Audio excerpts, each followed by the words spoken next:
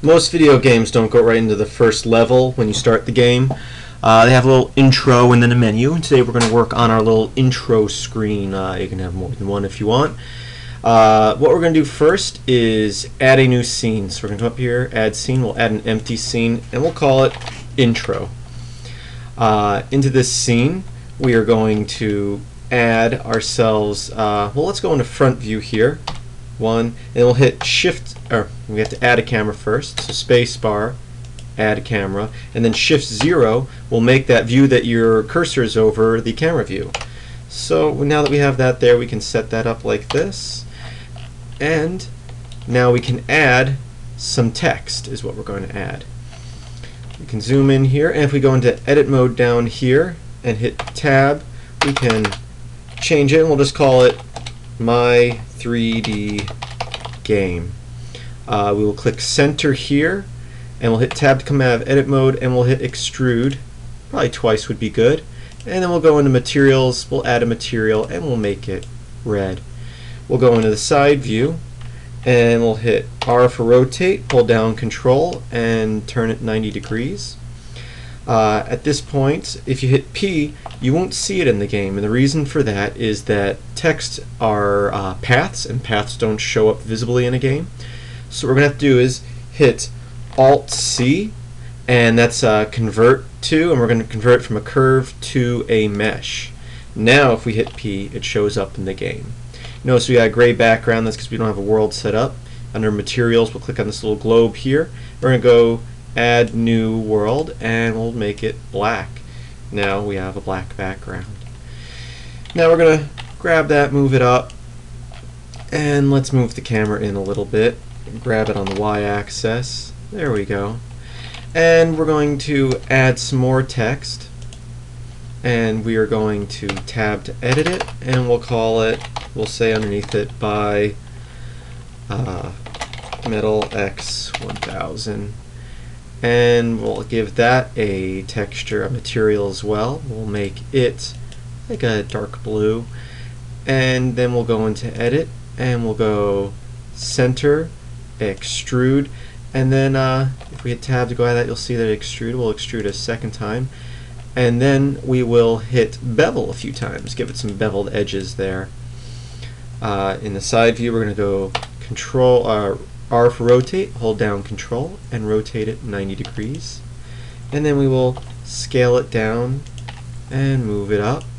Once again, P, you don't see it because we have to convert it to a mesh. So hold down Alt-C and choose mesh, and now it will show up in your game. We're going to shift select the first text we created, and we're going to hit object, and we'll go up to join objects, and that makes them one object. What we're going to do here is we're going to go up, hit up a few times till you get to 61 frames. Sounds good. I to insert a keyframe. We're going to lock the location, rotation, and scale.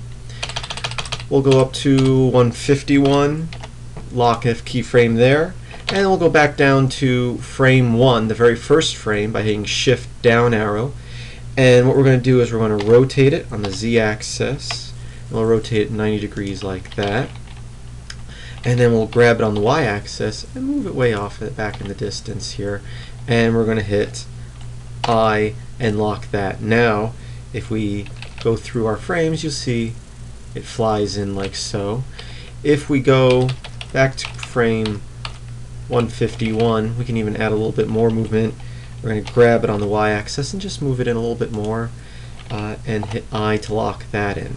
Now if we go into our logic editor, we're going to add some sensors here, always, so it's always doing this, and it's going to go in IPO, and starting frame 1, and we'll go to 151, because that's the end of our. So if we hit P here, you'll see our words fly in. It's a nice little intro to our game, but let's add a little bit more. We're going to add a lamp. So we're going to add a lamp. We'll grab it and we'll put it over here. It gives a little more shading to our textured text here.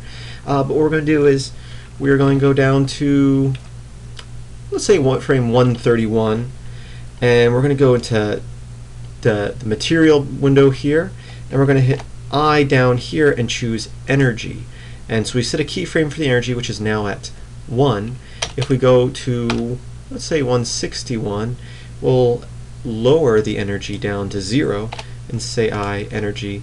Now if we go into game mode, our words fly in, they continue to zoom in, and then right at the end it will fade to black. Oh, no, it's not doing it, and that's because we have to add some logic to our light. So we have the lamp selected, add, so it always does this, and we need to add IPO to our lamp so that it goes through those keyframes we just created in the game. And I think we did 161. So now let's hit P up here, comes in, and then at the end it will fade to black. Perfect. Now we're going to select the camera, and what we're going to add is we're going to say always turn on pulse mode here, and we'll set that to 1.